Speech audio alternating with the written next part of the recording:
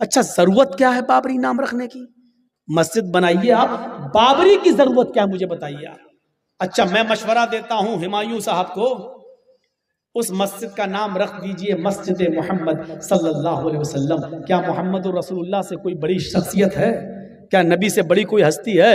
چلو اس مسجد کا نام رکھیے مسجد محمدی، ابھی چھاتی پھٹ جائے گی، ابھی دیکھ لیجئے کتنی محبت ہے اس کو اللہ کے رسول سے بھی پتا چل جائے گا۔ نہیں رکھے گا۔ کیوں نہیں رکھے گا؟ کیونکہ اس کا مقصد حل نہیں ہوگا، وہ اس مقصد پہ کامیاب نہیں ہو پائے گا جو مقصد لے کر اس کو اٹھایا جا رہا ہے آپ کے یہاں پر۔ ہمیں کیا مطلب ہے میرے بھائیو، ہم تو یو پی میں بھگت رہے ہیں، ہم نہیں چاہتے کہ بنگال والے بھی بھگتیں۔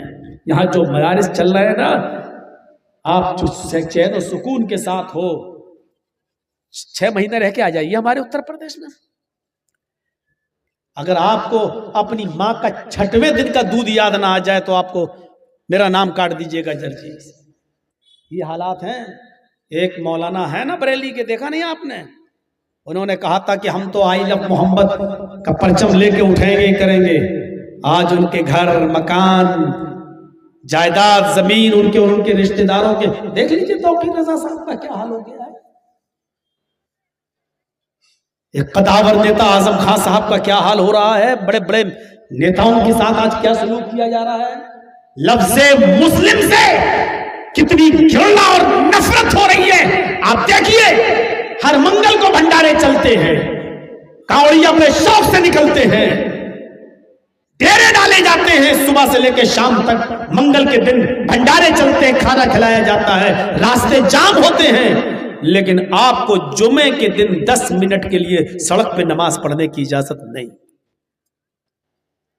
آپ بنگال کو بھی وہی بنانا چاہتے ہو؟ اس کو سوچئے۔ اللہ کے رسول تو وہ تھے جو امن کے لیے، کافروں نے کہا اس سال حج عمرہ نہیں کرنے دیں گے، آپ نے کہا ٹھیک ہے، اگلے سال آئیے، ٹھیک ہے، 3 دن سے زیادہ مکے میں نہیں رہنے دیں گے، آپ نے کہا وہ بھی ٹھیک ہے، تلوار لے کر آئیے گا لیکن تلوار کو میان میں رکھنا پڑے گا، آپ نے کہا ٹھیک ہے۔ اچھا میرا کوئی آدمی مکے سے بھاگ کر مدینے جائے گا تو آپ کو واپس کرنا ہوگا، آپ نے کہا کر دیں گے۔ انہوں نے کہا اللہ کے رسول آپ کا کوئی آدمی مدینے سے بھاگ کر میرے پاس آئے گا تو ہم واپس نہیں کریں گے، آپ نے کہا ٹھیک ہے مت کر۔ دیکھ رہے ہیں سمجھوتا، امن پیدا کرنے کے لیے، شانتی کو قائم کرنے کے لیے۔ حضرت عمر نے تو کہا بھی تھا، جیسے آج ہمارے یہاں کے لوگ کہتے ہیں ارے ہم لوگ کیا زندگی بھر یہی کام کرتے رہے، ہم لوگ کیا زندگی بھر دریا بچھاتے رہے، ہم لوگ کیا زندگی بھر جھاڑو پوچھا کرتے رہے۔ حضرت عمر نے بھی یہ کہا تھا اللہ کے رسول کیا ہم کمزور ہیں؟ اے اللہ کے رسول کیا ہم حق پر نہیں ہیں؟ کیا ہم سچے نہیں ہیں؟ اے اللہ کے نبی اجازت دیجیے ہم لڑیں گے، ہم یا تو ماریں گے یا مریں گے، اگر ماریں گے تو ان کو جہنم میں داخل ہونا پڑے گا، اور اگر ہم مر گئے، قتل ہو گئے تو ہم تو جنت میں جائیں گے، دونوں طرف سے ہمارا فائدہ ہے۔ اللہ کے نبی نے کہا نہیں، پہلے اپنی زندگی تو بچاؤ۔ ارے تم عہدے تو تب تمہیں ملیں گے، چیف منسٹر اور اپ چیف منسٹر، وائس چیف، یہ تو تب کی بات ہے جب تم زندہ رہو گے، پہلے زندہ تو رہو۔ تم زندہ ہو کہاں؟ پورے ہندوستان میں بتاؤ کہاں مسلمان زندہ ہے؟ کس جگہ؟ کہاں مسلمان کو آپ سب جگہ دیکھو وینٹیلیٹر پہ لیٹا ہوا ہے۔ اتنی توہین، اتنی ذلت، اتنی رسوائی کبھی کائنات کی کسی دور میں ہوئی ہو تو بتاؤ جتنا آج کے اس دور میں مسلمان کو بے عزتی کا سامنا کرنا پڑ رہا ہے۔ دیکھ لیجئے نماز ہو رہی ہے باہر اور نمازی کو پولیس والا لات مار رہا ہے، لات۔ دیکھیے کیا عزت ہے ہماری اور آپ کی، کیا عزت ہے، کہاں ہے ہماری عزت؟ یہ تو وینٹیلیٹر پہ لیٹی ہوئی قوم ہے، جرجیز تو ICU پہ لیٹی ہوئی قوم کو سمجھوتا سنا رہا ہے، یہ تو قبرستان میں پہنچی ہوئی قوم ہے۔ اور یہاں پر بھی ہم جھگڑ رہے ہیں، بہت اچھا کام کر رہا ہے، اٹھائی اور اینٹوں پہ سر پہ لاد کے لے جا رہے ہو، بے غیرتو۔ ابھی تم یہاں ہو نا بنگال میں، اس لیے تمہیں کوئی فرق نہیں پڑ رہا ہے۔ ذرا آ کر دکھاؤ، اتنی ہمت ہے تو ہمارے اتر پردیش کے اندر بھی ایک نئی مسجد بنا کر دکھا دو آپ، نئی مسجد ایک بھی۔ ارے مسجد بناؤ، آپ کی گورنمنٹ کب منع کر رہی ہے آپ کو مسجد بنانے کے لیے؟ لیکن ضروری ہے بابری نام رکھو گے آپ اس کا نام رکھ دیجئے مسجد محمدی، مسجد ابو بکر صدیق، مسجد عمر ابن خطاب، مسجد عثمان غنی، مسجد علی المرتضیٰ، ہے نام رکھیے، کون منع کر رہا؟ صحابہ کرام سے بھی زیادہ کوئی مبارک ہستی ہے جن کے نام پر آپ اپنی مسجد کا نام نہیں رکھ سکتے؟ میرے بھائیوں، لڑکیوں کا حال یہ تھا کہ جب کوئی بچی پیدا ہوتی تو گویا کہ بہت بڑی بدشگونی ہو گئی. کیا ہوا تمہارے گھر میں؟ مارے شرم کے سر نیچے کر لیتا اور جواب دیتا لڑکی پیدا ہوئی. لڑکی کا پیدا ہونا زمانے جاہلیت میں بہت بڑا پاپ تھا.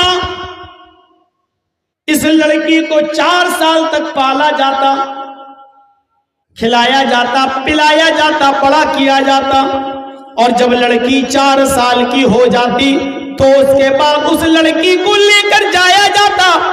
ماں سے کہا جاتا، بیوی سے، کہ نہلاؤ دھلاؤ، نئے کپڑے پہناؤ. جیسے آج کل بھی ہندوستان کی عدالتوں میں یہ رواج ہے کہ جب کسی کو پھانسی دی جاتی ہے تو پھانسی سے پہلے اس سے کہا جاتا ہے نہا لو، اور نیا کپڑا اس کو دیا جاتا ہے. ایسے عرب کے اندر لڑکیوں کو نیا کپڑا پہنایا جاتا تھا، اور اس کے بعد اس کا باپ کہتا تھا چلو بیٹے میلے میں چلیں. اس 4 سال کی بچی کو لے جایا جاتا اور جنگل میں لے جاتا میلے کے بہانے. وہاں زمین میں گڑھا پہلے سے خدا ہوتا.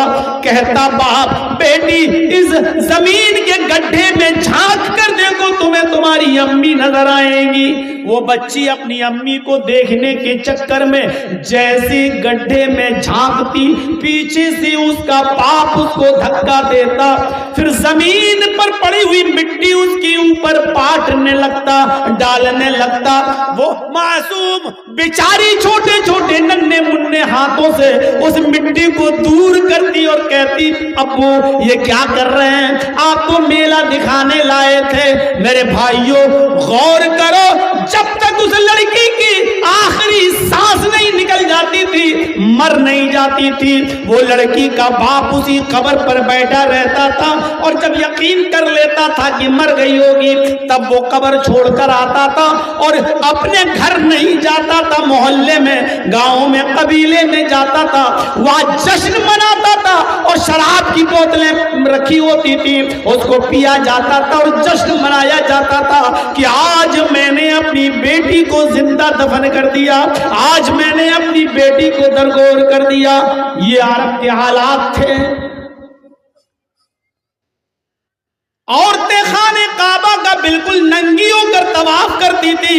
الرحیق المختوم پڑھیے میرے بھائیوں، عورتیں خانے کعبہ کا بالکل برہنہ ہو کر طواف کرتی تھی. ان کے جسم پر کپڑے کا ایک تار بھی نہیں ہوتا تھا، بالکل ننگی اور برہنہ ہو کر. ان کو کپڑا پہننے کی اجازت نہیں تھی. جب طواف کرتی تھی خانے کعبہ کا تو بالکل ننگی اور برہنہ ہو کر، ان کو کپڑا پہننے کی اجازت نہیں تھی.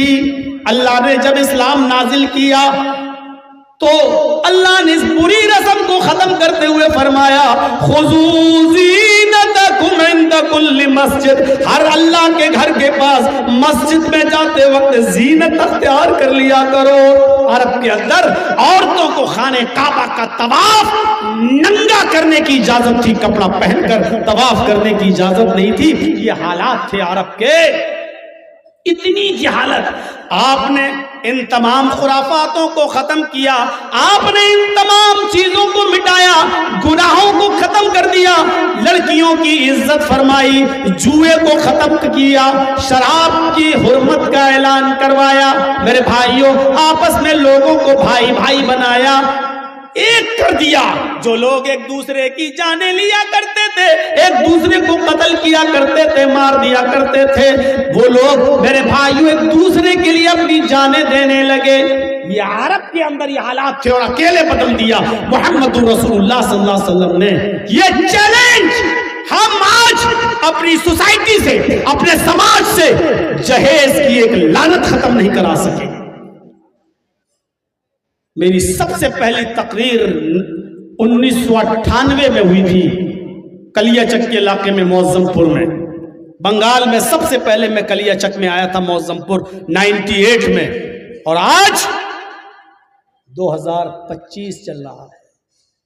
25 سال یہ اور 2 سال وہ، 27 سال میں اگر مجھ سے پوچھو کہ جرجی صاحب چینجنگ کتنی آئی ہے، 100 میں کتنا نمبر دو گے تو میں 0 نمبر دوں گا.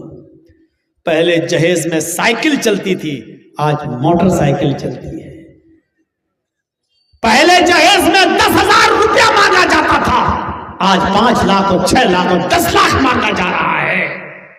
26 سال 27 سال پہلے آپ جہاں کھڑے تھے، 27 سال کے بعد بھی آپ وہی کھڑے ہوئے ہو۔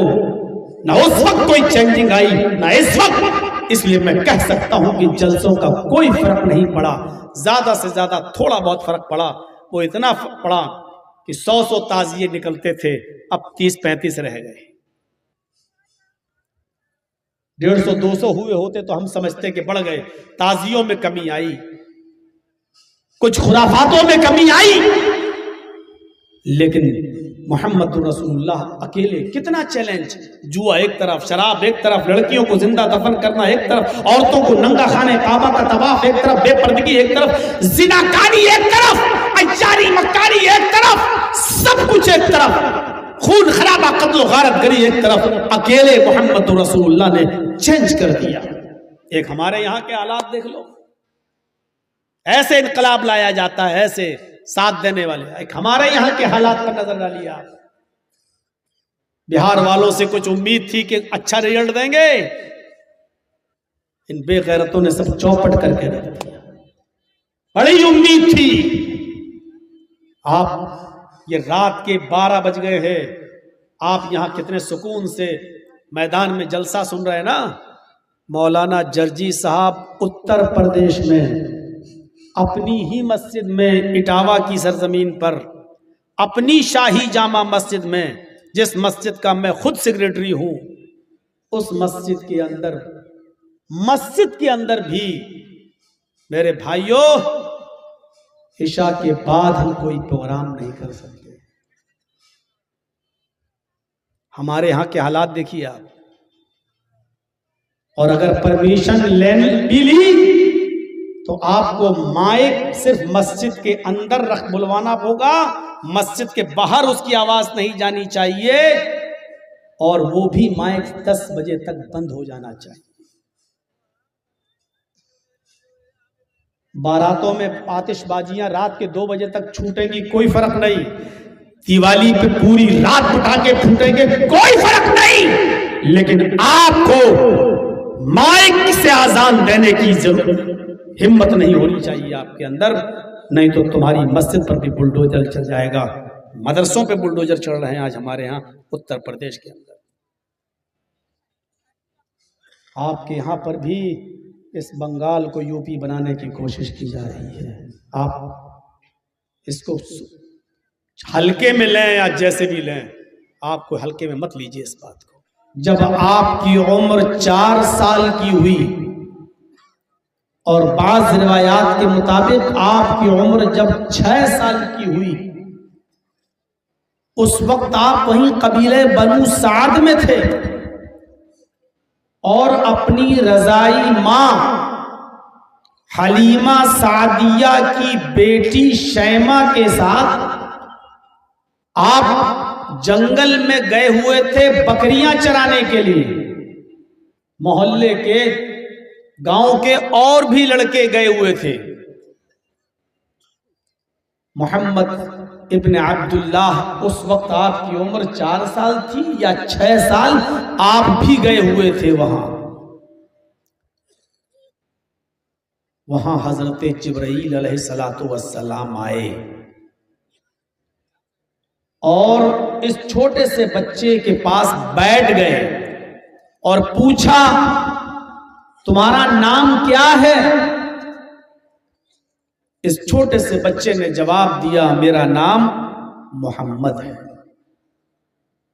جبرائیل نے آپ کو پکڑا اور پہاڑ کے دامن میں لے گئے، اور وہاں لے جانے کے بعد آپ کو لٹا دیا اور آپ کا سینہ چاک کر دیا، سینہ چیر دیا آپ کا، ایسے یہاں سے لے کے یہاں تک پورا سینہ پھاڑ دیا، چاک کر دیا، اور سینہ چاک کرنے کے بعد جو دل تھا، ہارٹ جو دل تھا، اس کو نکال لیا،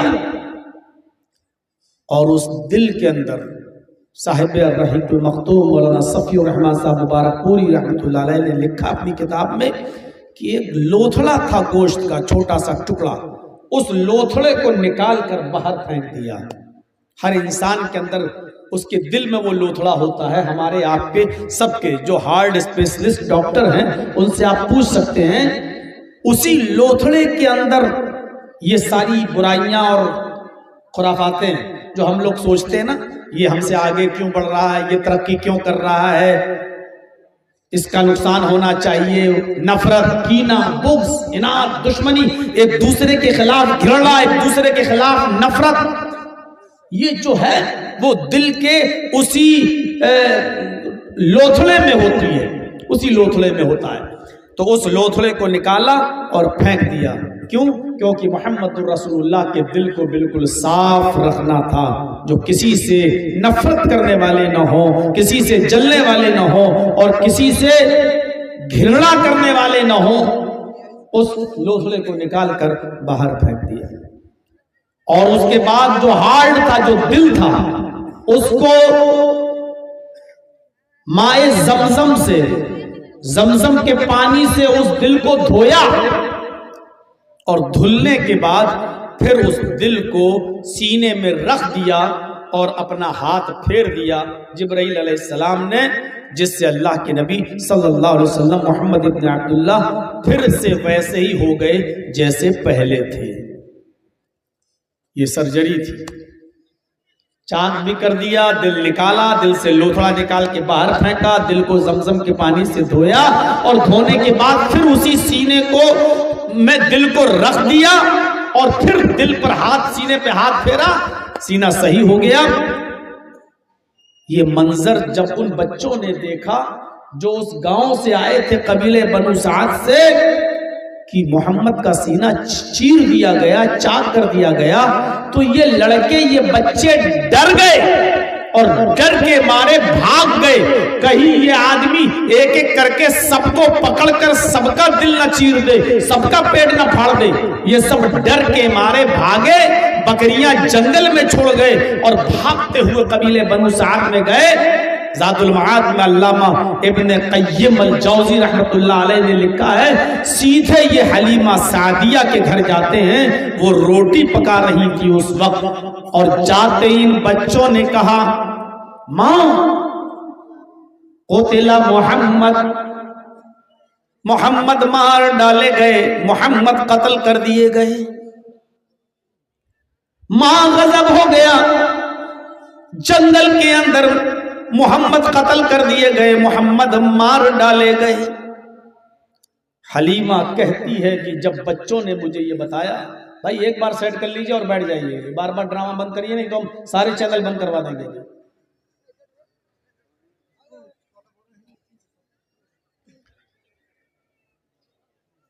حلیمہ کہتی ہے کہ یہ خبر جب ان بچوں نے مجھے دی تو میرے پیروں کے نیچے سے زمین سرک گئی۔ اللہ، یہ کیا ہو گیا؟ محمد قتل کر دیے گئے، محمد مار دیے گئے۔ میں محمد کے دادا عبد المطلب کو کیا جواب دوں گی؟ میں ابو طالب کو، ان کے چچا کو کیا جواب دوں گی؟ میں ان کی ماں آمینہ کو کیا جواب دوں گی؟ اس بچے کو میں لے کر آئی تھی، یہاں پرورش کی، اس کو دودھ پلایا، کھلا پلا کے بڑا کیا۔ آج وہ بچہ 4 سال یا 6 سال کا ہو گیا ہے۔ اب اس بچے کو اس کے گھر پہنچانے کا جب نمبر آیا تو بچہ قتل کر دیا گیا۔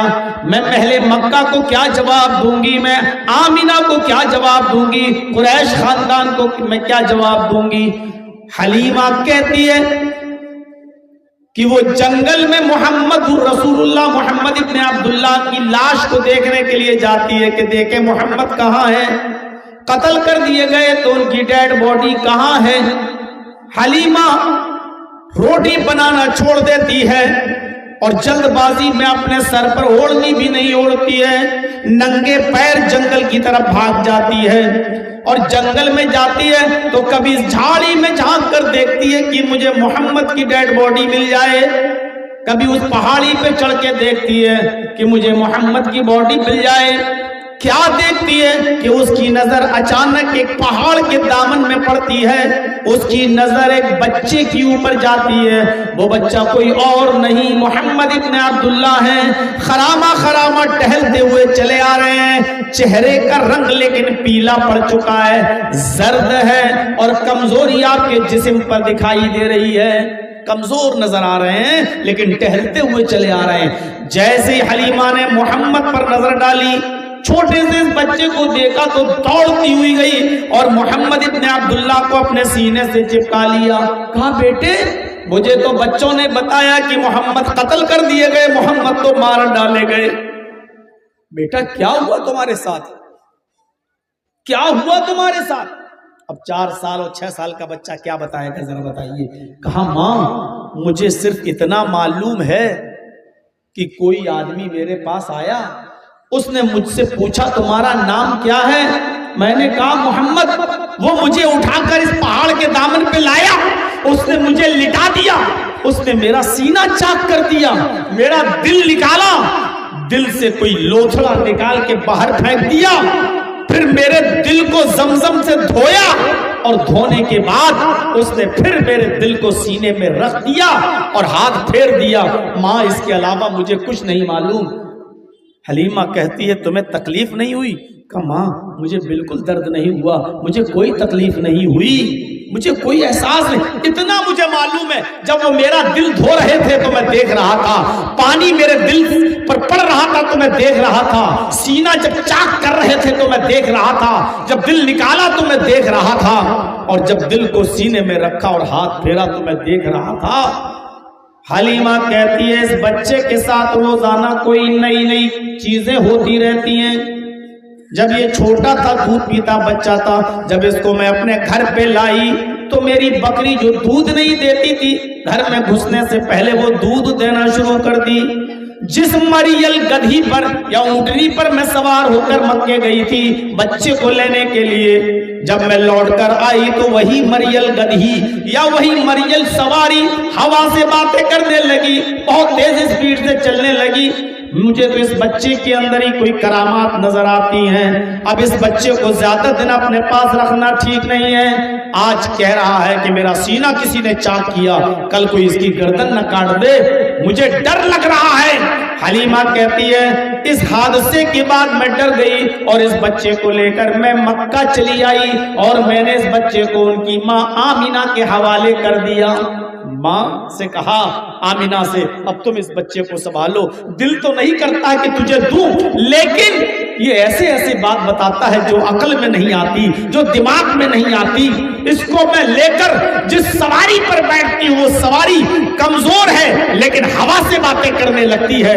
میں اس بچے کو لے کے اپنے گھر جاتی ہوں تو میری بکری جو دودھ نہیں دیتی تھی وہ دودھ دینا شروع کر دیتی ہے, لیکن یہ نئی نئی باتیں بتاتا ہے. کبھی کہتا ہے کسی نے میرا سینہ پھاڑ دیا, دل نکالا, دل دھویا, اس نے دل کو میرے سینے میں رکھا اور ہاتھ پھیر دیا, میں ٹھیک ہو گیا. آمینہ مجھے ڈر لگتا ہے اس بچے کو کچھ ہو نہ جائے, اب تم اس بچے کو سنبھالو. اسی طرف اشارہ کیا اللہ تبارک و تعالی نے, الم نشرح لک صدرک, اے محمد صلی اللہ علیہ وسلم کیا ہم نے آپ کے سینے کو آپ کے لیے کھول نہیں دیا؟ حکمت اور دانائی اور علمی باتوں کو سمجھنے کے لیے, غور کرنے کے لیے, کیا میں نے آپ کے سینے کو آپ کے لیے کھول نہیں دیا؟